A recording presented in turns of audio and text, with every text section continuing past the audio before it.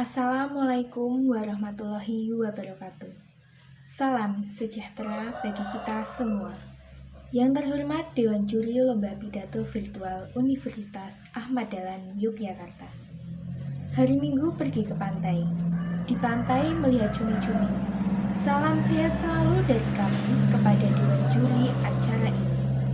Pertama-tama marilah kita mengucap syukur kepada Tuhan Yang Maha Esa, karena kasih dan karunia-Nya kita dapat bertemu walaupun secara virtual dalam keadaan sehat selamat. Idul Adha menyembelih sapi. Sapi dipotong di pagi hari. Demi menjalin silaturahmi, izinkan saya memperkenalkan diri. Jalan-jalan ke kota tua, membeli buku dan sepatu. Perkenalkan, saya Julieta dari SMA Negeri 1 Semanu.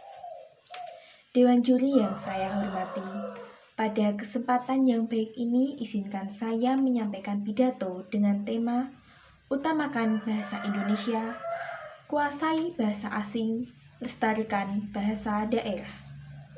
Tema ini mengandung makna yang sangat kuat, yakni bahwa kita jangan pernah melupakan bahasa Indonesia sebagai bahasa persatuan, meskipun kita harus menguasai bahasa asing sebagai bahasa internasional, dan kita harus melestarikan bahasa daerah sebagai bahasa ibu.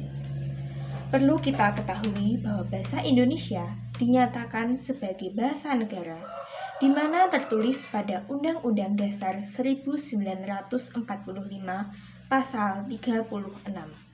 Dan dapat dijadikan pengantar dalam dunia pendidikan.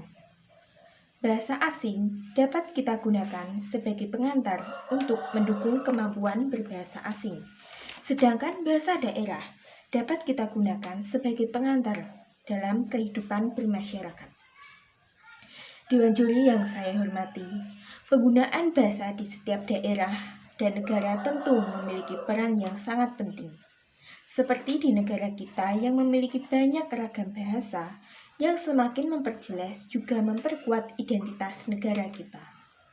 Di mana bahasa Indonesia telah diakui sebagai bahasa nasional pada saat Sumpah Pemuda 28 Oktober 1928. Namun, bahasa Indonesia bukanlah bahasa pertama yang kita kenal, atau bahasa Indonesia bukanlah bahasa ibu. Di daerah pedesaan, bahasa ibunya adalah bahasa Jawa. Di kota besar, bahasa ibunya adalah bahasa Indonesia. Dan di luar negeri, bahasa ibunya adalah bahasa asing. Ini semua tergantung di mana kita lahir dan dibesarkan. Apa saja bahasa yang kita pelajari di lingkungan dan di sekolah? Kita mempelajari bahasa daerah sesuai dengan lokal, dan dijadikan sebagai salah satu mata pelajaran muatan lokal. Sebagai contoh, kita yang tinggal di kota Yogyakarta mendapat pelajaran bahasa Jawa. Kita juga diajarkan bahasa asing seperti bahasa Inggris, bahasa Jerman, maupun bahasa Perancis. Bahasa asing sudah mulai diajarkan ketika kita duduk di bangku SD maupun SMP dan diperkuat lagi di bangku SMA. Selain itu, kita juga dapat belajar melalui internet. Dewan Juri yang saya hormati, bahasa daerah harus kita lestarikan agar nantinya anak cucu kita bisa menikmati indahnya bahasa daerahnya sendiri. Bahasa Jawa merupakan rumpun bahasa Austronesia yang pada umumnya dituturkan oleh penduduk bersuku Jawa. Demikian halnya dengan bahasa Indonesia juga termasuk rumpun bahasa Austronesia. Pepatah mengatakan, wong Jawa ojo nganti ilang Jawane. Ini benar adanya. Kebanyakan anak zaman sekarang mulai melupakan bahasa daerahnya sendiri, terlebih saat berkomunikasi dengan orang yang lebih tua. Lalu, bagaimana caranya agar penggunaan bahasa tetap lestari? Perlu adanya aksi nyata dari generasi muda dalam melestarikan bahasa, baik bahasa Indonesia, bahasa asing, maupun bahasa daerah. Dalam melestarikan bahasa, terlebih bahasa Indonesia, kita bisa memperbanyak kosakata, membiasakan diri dengan gaya bahasa baku, membiasakan diri dengan menggunakan bahasa Indonesia dalam komunikasi sehari-hari. Kemudian, bagaimana dengan bahasa asing? Bahasa asing dapat kita pelajari dengan cara mempelajari grammar atau tata bahasa, mempelajari tenses, vocabulary, and skill. Kemudian, kita juga dapat mengaplikasikan dalam bahasa sehari-hari atau dalam rapat, event, dan lain-lain. Nah, lantas bagaimana dengan bahasa ibu kita? Tidak ada kata terlambat selagi kita mau mencoba.